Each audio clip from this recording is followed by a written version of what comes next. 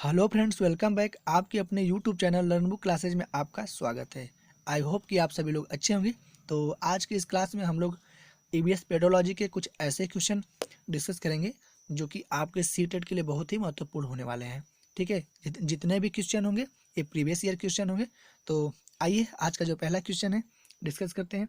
देखिए, अब बहुत कम समय बचा है सीटेट के लिए और एडमिट कार्ड भी आपका अवेलेबल हो गया है। तो जितना अधिक आप लोग रिवीजन कर सकते हैं करिए। उसमें टाइमिंग नहीं देखना है कि 1 घंटा पढ़ना है या 2 घंटा पढ़ना है। ठीक है, आइए आज का जो पहला क्वेश्चन है उसको हम लोग डिस्कस करते हैं। देखिए, कह रहा है कि निम्नलिखित में से कौन सा कथन आकलन प्रक्रियाओं के बारे में सबसे कम उपयुक्त है। देखिए, सबसे कम उपयुक्त पूछा है कि इसमें आकलन प्रक्रियाओं के लिए सबसे कम उपयुक्त कौन सा ऑप्शन है। ठीक है, देखिए पहला ऑप्शन है कि बच्चे की निजी विवरण और वैयक्तिक पृष्ठपोषण देना देना वांछनीय अभ्यास है।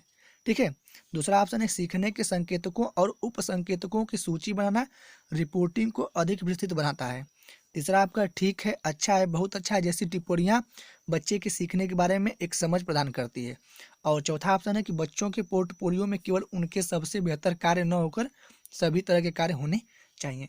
देखिए, पूछ रहा है कि सबसे कम उपयुक्त है।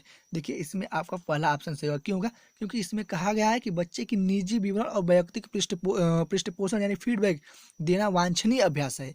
ऐसा नहीं है, क्योंकि क्योंकि आप बच्चे अगर अच्छा कार्य करा तो उसको आप पृष्ठपोषण देंगे, फीडबैक देंगे। ठीक है, इसलिए यह क्या है, कम महत्वपूर्ण है। क्या ये ऑप्शन और ये ऑप्शन, ये तीनों क्या है, ये सबसे अधिक उपयुक्त है। इसलिए ये तीनों ऑप्शन आपके गलत होंगे और कम उपयुक्त है पहला ऑप्शन।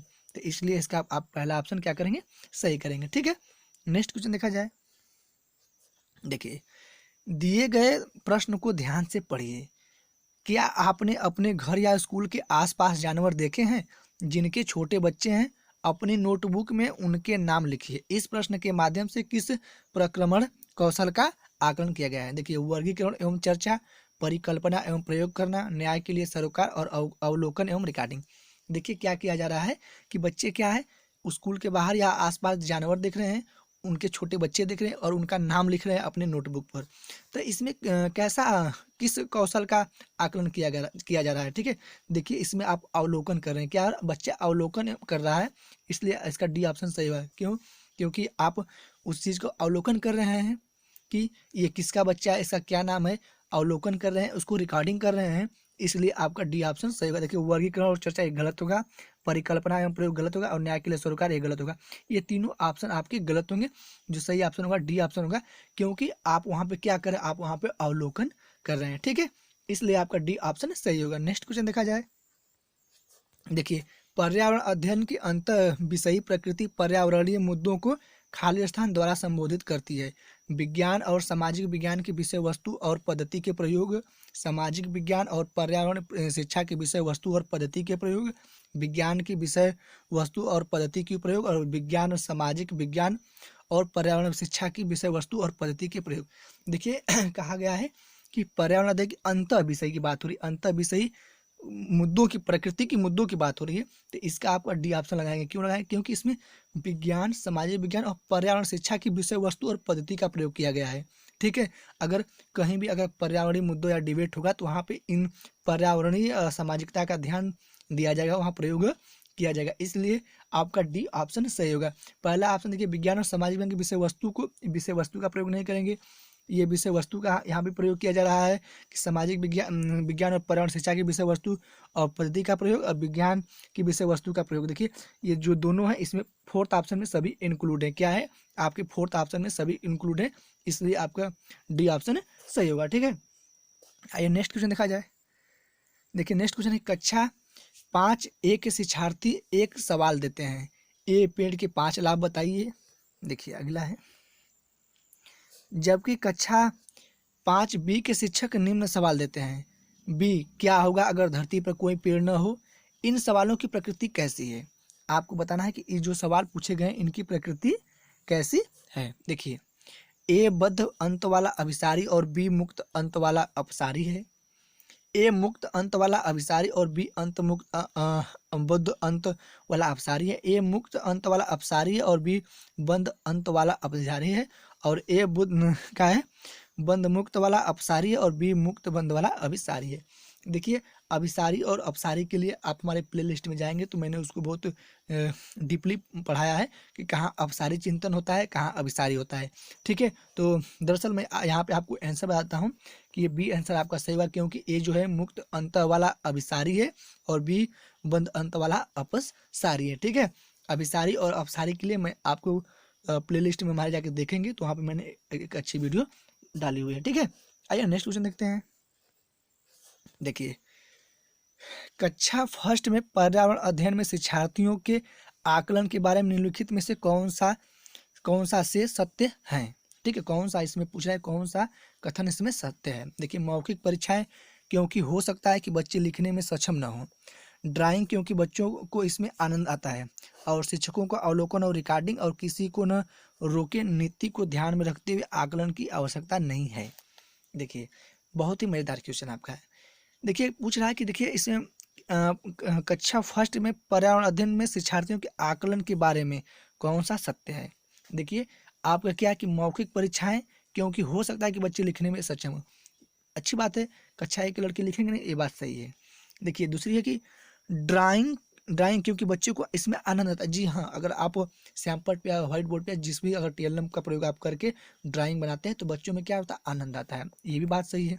देखिए शिक्षकों को अवलोकन और रिकॉर्डिंग, हाँ ये भी सही है। क्या करेंगे कि अगर आप अवलोकन कराएंगे, अगर वो प्रत्यक्ष वस्तु या प्रत्यक्ष कोई बिल्ली है तो बिल्ली है, कुत्ता है, कुछ चीज़ अगर प्रत्यक्ष होगी तो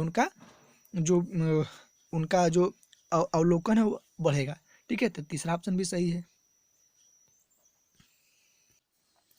और चौथा ऑप्शन है कि किसी को न रोके नीति को ध्यान में रखते हुए आकलन की कोई आवश्यकता नहीं है। देखिए ये गलत है आपका, ये क्या है, गलत है, इसलिए आपका देखिए फर्स्ट ऑप्शन सही होगा कि पहला, दूसरा और तीसरा। मौखिक परीक्षाएं क्योंकि हो सकता है कि बच्चे लिखने में सक्षम न हो, ड्राइंग क्योंकि बच्चों को इसमें आनंद आता है और शिक्षकों को अवलोकन रिकॉर्डिंग होती है, तो इसलिए इसका आपको पहला ऑप्शन सही करना होगा। ठीक है, आइए नेक्स्ट क्वेश्चन दिखाया जाए। देखिए नेक्स्ट क्वेश्चन है, कक्षा 5 की शिक्षिका एक एल्यूमीनियम फाइल लेती है और पानी में डाल देती है एवं दिखाती है कि वह ऊपर तैरता है। फिर वह फाइल को मरोड़कर जोर से दबाती है और फिर से पानी में डालती है। तब शिक्षार्थियों को दिखाती है कि वह डूबता है। बाद में वह शिक्षार्थियों को यह सोचने और कारण देने के लिए कहती है कि ऐसा क्यों हुआ। इस प्रश्न का उत्तर देने में निम्नलिखित में से कौन से प्रक्रमण कौशल का प्रयोग किया जाएगा। ठीक है, देखिए परिकल्पना, वर्गीकरण और उसके बाद अवलोकन और मापन। देखिए आप इसमें कन्फ्यूजन हो जाएंगे कि इसका कौन सा ऑप्शन सही होगा, लेकिन आप इसमें क्या करेंगे, परिकल्पना करेंगे। क्या करेंगे, परिकल्पना करेंगे, इसका अवलोकन नहीं करेंगे। आप सोचेंगे कि ऐसा क्यों हो रहा है। ठीक है, फर्स्ट ऑप्शन इसका आपको सही करना होगा। ठीक है, नेक्स्ट क्वेश्चन देखा जाए। देखिए पर्यावरण अध्ययन के शिक्षा शास्त्र के संदर्भ में सिवाय खालिस्तान के निम्नलिखित सभी वांछनीय अभ्यास हैं। आलोचनात्मक चिंतन और समस्या समाधान के लिए क्षमता संवर्धन करके, बच्चे की अस्मिता का शोषण करके, वास्तविक अवलोकन के स्थान पर पाठ्य पुस्तकीय ज्ञान की श्रेष्ठता को स्वीकार करके और पाठ्य वस्तुओं और संदर्भों की बहुलता को बढ़ावा देने से। देखिए क्या होगा कि पर्यावरण अध्ययन में के शिक्षा शास्त्र के संदर्भ में किसके सिवाय, तो देखिए इसका जो सही आंसर होगा आपका सी ऑप्शन होगा कि वास्तविक अवलोकन के स्थान पर पाठ्य पुस्तकीय ज्ञान की श्रेष्ठता को स्वीकार करने के सिवाय निम्नलिखित सभी वांछनीय अभ्यास हैं। ठीक है, क्या है, सभी अभ्यास होते हैं, इसका सी ऑप्शन आपको सही करना होगा। ठीक है, आइए नेक्स्ट क्वेश्चन देखा जाए। देखिए नेक्स्ट है कि महेश कक्षा 4 के शिक्षक हैं। वे वृक्ष संरक्षण की अवधारणा पर शिक्षार्थियों को संवेदनशील बनाने के लिए योजना बनाते हैं।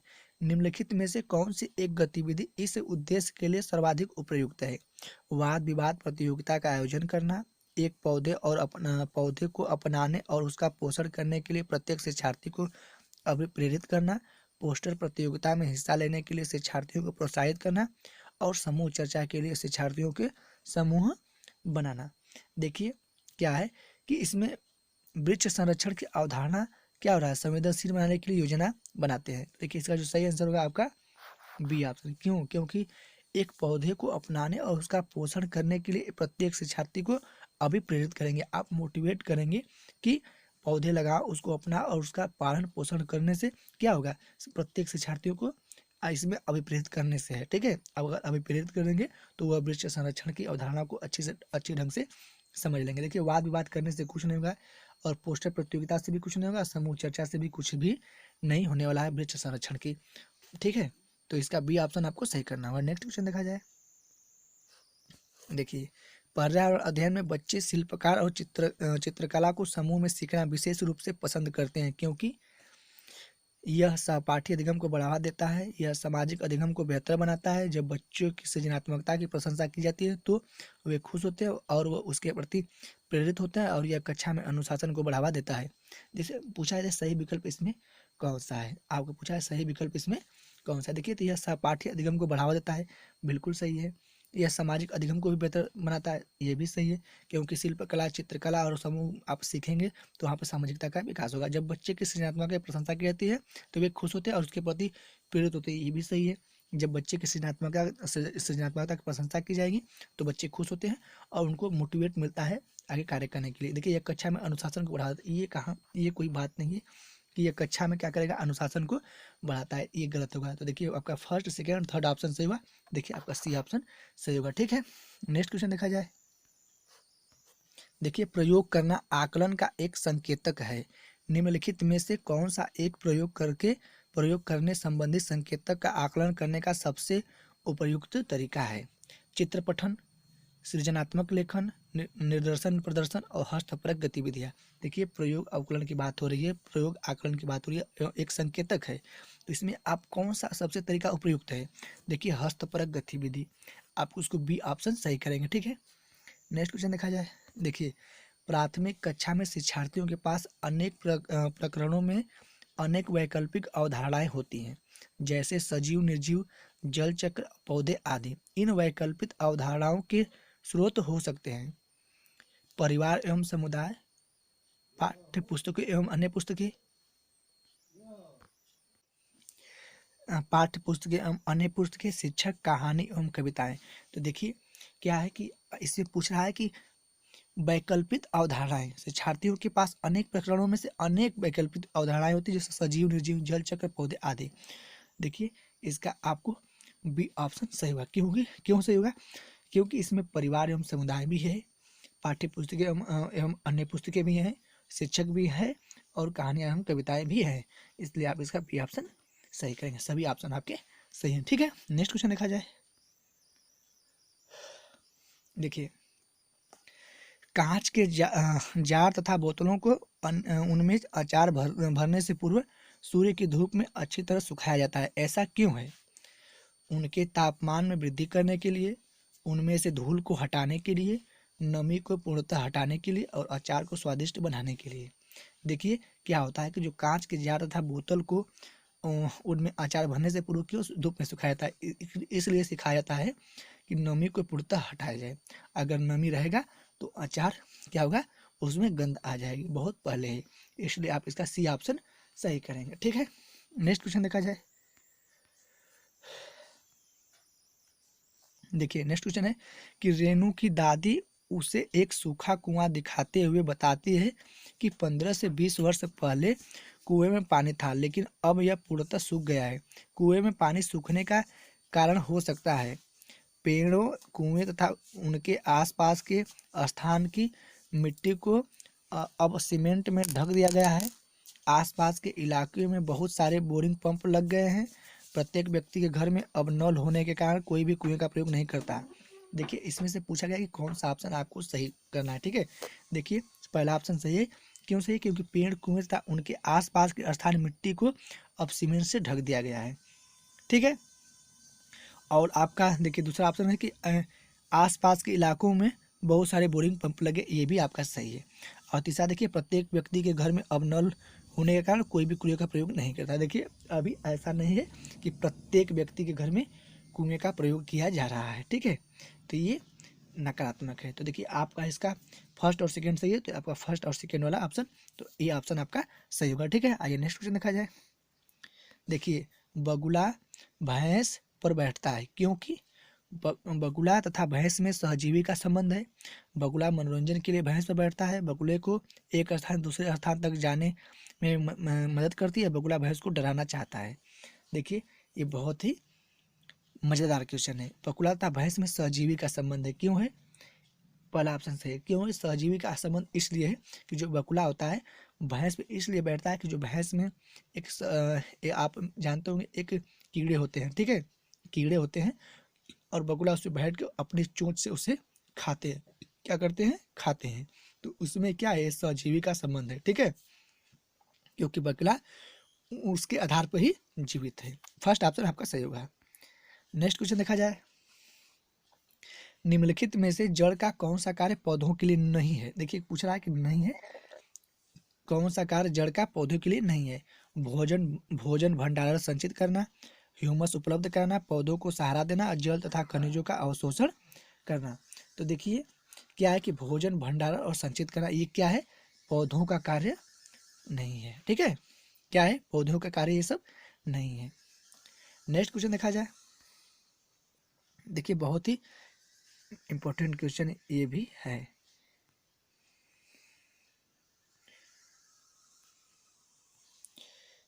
देखिए कर्णम मल्लेश्वरी के विषय में नीचे दिए गए कथनों पर विचार कीजिए।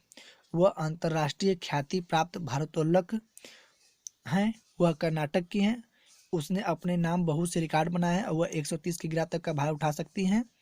और उसके बाद जब वह 12 वर्ष की थी तभी से वह भार उठाने का अभ्यास करती है। देखिए इसका क्या होगा सही? देखिए वह अंतर्राष्ट्रीय ख्याति प्राप्त भारोत्तोलक है, सही बात है।